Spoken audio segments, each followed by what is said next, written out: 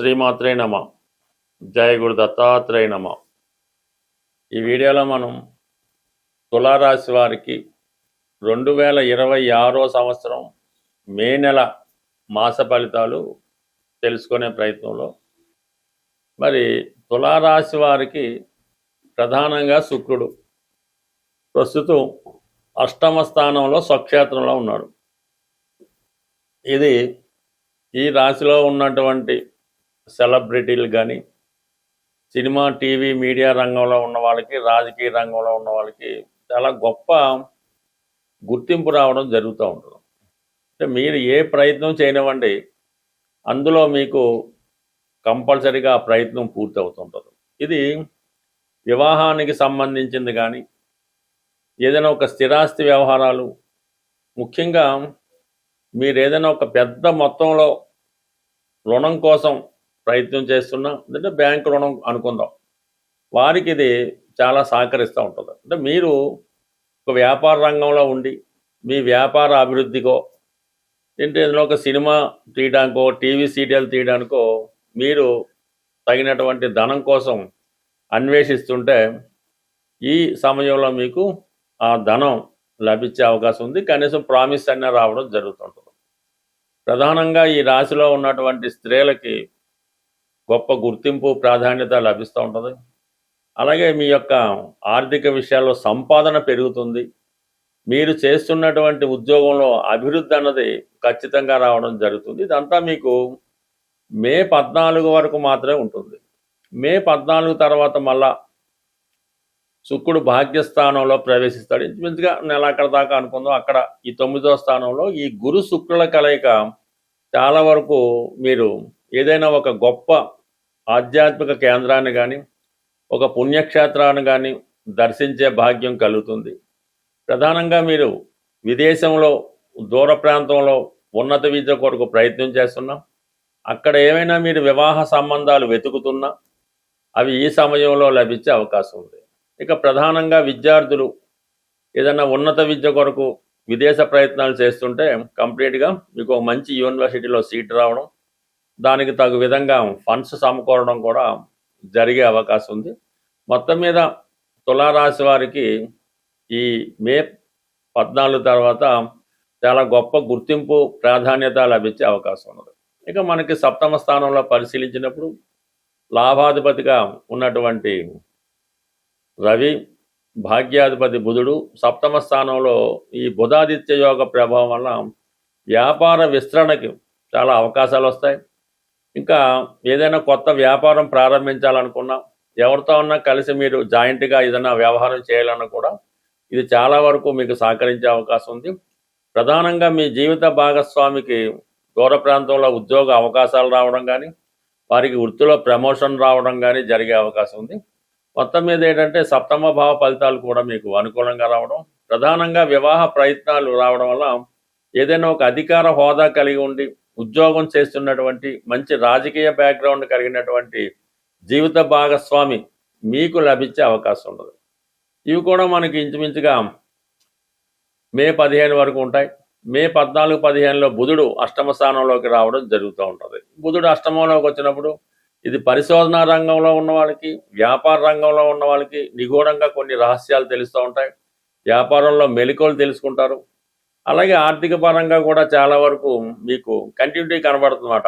August, April, మే 14 వరకు శుక్రుడు, దాని తర్వాత బుధుడు, ఈ శుభగ్రహాలు అష్టమ స్థాన ప్రవేశంతో ఈ రుణ ప్రయత్నాలు చాలా వరకు ఫలిస్తూ ఉంటాయి. అలాగే రవి కూడా ప్రస్తుతం మీకు అష్టమ స్థానంలోకి వచ్చినప్పుడు ప్రభుత్వ అధికారుల వల్ల కొన్ని ఇబ్బందులు ఎదురవుతూ ఉంటాయి. అలాగే రాజకీయ నాయకులు మిమ్మల్ని ఇబ్బంది పెట్టే ప్రయత్నం చేస్తారు. ఉద్యోగులు ప్రధానంగా అధికారుల వల్ల చికాకుల్ని, నష్టాలను ఎదుర్కోవడం జరుగుతుంటుంది. ఒక విధమైన ఇబ్బందులు మాత్రం అధికారుల నుంచి రావడం జరుగుతుంటుంది. కొన్ని రోజుల పాటు మరి అధికారులను ప్రసన్నం చేసుకునే ప్రయత్నం చేయడం మంచిది. బట్ ఏదైనా కొన్ని అనుకున్న విషయాలు తారుమారయ్యే అవకాశం ఉంది. ఏదో ఒక లైసెన్స్ కోసం, ఒక కోర్టు తీర్పు కోసం మనం ఎదురు చూస్తుంటే అది సడన్గా వాయిదా పడడం కానీ, ఇతరులకు అనుకూలంగా మారడం కానీ జరిగే అవకాశం ఉంది.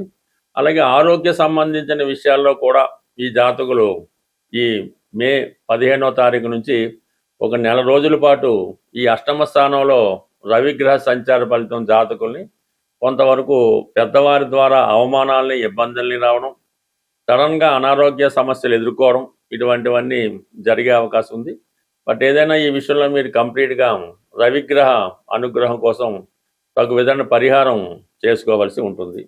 జాస్తిగా మీకు శుక్రుడు ఈ నెలంతా కూడా లాభస్థానంలో ఉండడం వలన నిరుద్యోగులకి ఉపాధి అవకాశాలు లభిస్తాయి.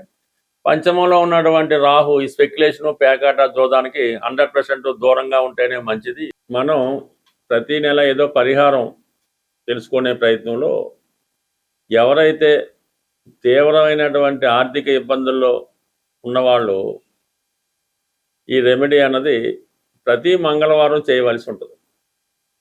అది స్వచ్ఛమైనటువంటి గోధుమ రవ్వ, కొన్ని ప్రాంతాల్లో బొంబాయి రవ్వ అంటారు, గోధుమ నూక అంటారు, మొత్తం మీద ఈ గోధుమ రవ్వ సుమారుగా ఒక 1/4 కేజీ తీసుకోవడం, దానికి సమానంగా పంచదార తీసుకొని ఒక 100 గ్రాములో నెయ్యి కలిపి, అంటే ఈ 3 నెయ్యి, గోధుమ రవ్వ, పంచదార కలిపి పొడి పొడిగా తయారు చేసి అవి మీరు చీమలకి ఆహారంగా పెట్టవలసి ఉంటుంది. అంటే ఎక్కడ తోటల్లో ఉన్న, అడవిలో ఉన్న, అలాగా పార్కులో గట్ట ఉన్నప్పుడు అవి ఈ మంగళవారం రోజు ఈ చీమలకి ఇది నైవేద్యంగానో ప్రసాదంగానో ఈ మొత్తం ఈ గోధుమతో చేసినటువంటి మిక్చరు పెట్టడం జరుగుతుంది. అదే రోజు మీరు సాయంకాలం పూట, అంటే పొద్దున్న చీమలకు వేయచ్చు, సాయంకాలం వేస్ట్ వేయచ్చు, కానీ ఈవినింగ్ పూట మాత్రం మీరు ఆంజనేయ స్వామి ఆలయాన్ని దర్శించవలసి ఉంటుంది.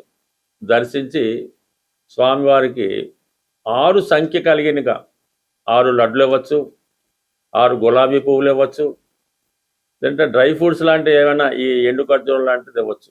అది స్వామివారికి అక్కడ ప్రసాదంగా ఇచ్చి అక్కడ కొంచెంసేపు కూర్చొని ఏదో హనుమాన్ చాలీసా ఏదో చదువుకోవడం. అంటే ఈ విధంగా ఒక 6 వారాల పాటు మీరు చేయవలసి ఉంటుంది. అయితే ప్రతి వారం కూడా మీ ఇంప్రూవ్మెంట్ అన్నది కనబడుతుంటుంది. అంటే మనం ఏ రెమెడీ అయినా సరే మొక్కుబడిగా చేస్తే మాత్రం జరగదు. రెమెడీ కూడా ఎవరికి వాళ్ళే చేసుకోవాలి తప్ప మీ తరపున ఏదో డబ్బులు ఇచ్చి చేపించేయడం వల్ల కూడా ఏ విధమైన ఉపయోగం అయితే ఉండదు. అందువల్ల ఏంటంటే మీరు శ్రద్ధతో నమ్మకంతో ఈ పరిహారం చేయడం వల్ల కంప్లీట్గా మీ యొక్క ఆర్థిక సమస్యలు ఒక 6 వారాల్లో తీరిపోవడం జరుగుతూ ఉంటుంది. ఇదే విధంగా తీవ్రమైన అనారోగ్య సమస్యలతో ఇబ్బంది పడుతూ ఉంటారు. ఎక్కువగా బ్యాక్ పెయిన్, నడుము నొప్పి, భుజాల నొప్పులు, ఇటువంటి మోకాళ్ళ నొప్పులు ఉన్నవాళ్ళు ఆదివారం రోజు, ఎస్పెషల్లీ ఆదివారం రోజు మరి పాయసం నైవేద్యంగా, అంటే పాయసం తయారు చేయవలసి ఉంటుంది. గోధుమ పాయసం కానీ బియ్యం పాయసం అయినా పర్లేదు. ఆదివారం రోజు తూర్పు దిక్కున ఉన్నటువంటి సూర్య భగవానుడికి నైవేద్యంగా పెట్టి అది మీ కుటుంబ సభ్యులే తీసుకోవడం జరగాలి. అంటే కేవలం 3 వారాలు మాత్రం ఈ సూర్య భగవానుడికి పాయసం నైవేద్యం పెట్టడం వల్ల ఓపిక ఉంటే ఆదిత్య ఉదయం వినడం. అయితే ఆదివారం కంప్లీట్గా మీరు నియమంగా ఉండాలి. ఎన్వి అది మానేయడం, అలవాట్లు ఏమన్నా ఉంటే పక్కన పెట్టడం. ఈవెన్ పాన్ కిల్లి నవలేవారు కూడా ఆ రోజు కిల్లి నవలడం అన్నది మానేసి కొద్దిగా పవిత్రంగా జాగ్రత్తగా ఉండడం వల్ల ఇది అనారోగ్యపరంగా ఉన్నటువంటి మీ సమస్యలకు శాశ్వత పరిష్కారం అన్నది రావడం జరుగుతూ ఉంటుంది. అలాగే ఇప్పుడు ఈ ఇంకా మీకు బెటర్గా కావాలంటే ఇప్పుడు ఈ ఆదివారం రోజు కానీ ఈ ఇందాక చెప్పిన మంగళవారం రోజు కానీ గోవుకి గోశాల దర్శించి, అంటే గోశాలలో మీరు కొంత సేవ చేయవలసి ఉంటుందన్నమాట. అది అక్కడ ఉన్నటువంటి శుభ్రం చేయడం, శుభ్రంగా ఆవుకి స్నానం చేయించడం, కాళ్ళకి అది అంటే గోసేవ చేయవలసి ఉంటుంది. గోవికి నచ్చే విధంగా మీరు ప్రవర్తించడం వల్ల, గోవికి కొంత ఆహారం తినిపించడం వల్ల కనీసం ఒక 40 నిమిషాలు, గంటన్నా ఆ గోశాలలో మీరు కాలం గడపడం వల్ల మీలో ఉన్నటువంటి నెగిటివ్ ఎనర్జీ లాంటిది, దుష్ట శక్తులు ఏమైనా ఉంటే అవి కంప్లీట్గా వెళ్ళిపోయి మీకు ఒక మంచి స్వచ్ఛంగా రావడం జరుగుతుంటుంది. మంచి గాలి పీల్చడం వల్ల మీకు మరి అది స్వచ్ఛతగా ఉంటుంది. అప్పుడు మీకు భగవంతుడి యొక్క అనుగ్రహం తొందరగా లభిస్తూ ఉంటుంది అన్నమాట. ఇది అంటే మిమ్మల్ని మీరు శుద్ధి చేసుకోవడం వల్ల భగవంతుడి యొక్క అనుగ్రహానికి తొందరగా రావడం, శుభగ్రహాలు మీకు అనుకూలంగా పనిచేయడం, దుష్టగ్రహాలు మీకు వ్యతిరేకంగా దూరంగా వెళ్ళడం, ఇవన్నీ జరిగే సూచనలు ఉంటాయి. కాబట్టి కంప్లీట్గా నమ్మకంతో ఈ రెమెడీ, ఇవన్నీ కూడా సూర్యుడికి సంబంధించినవే, కానీ సూర్యుడే ధనాన్ని ఇవ్వగలడు, సూర్యుడు మాత్రమే ధనం ఇవ్వగలడు. అందువల్ల ఏంటంటే మీరు ఈ విధంగా చిన్నపాటి రెమెడీ నమ్మకంతో చేసుకుంటే కంప్లీట్గా మీ యొక్క సమస్యలకి పరిష్కారం దొరుకుతుంది. స్వస్తి.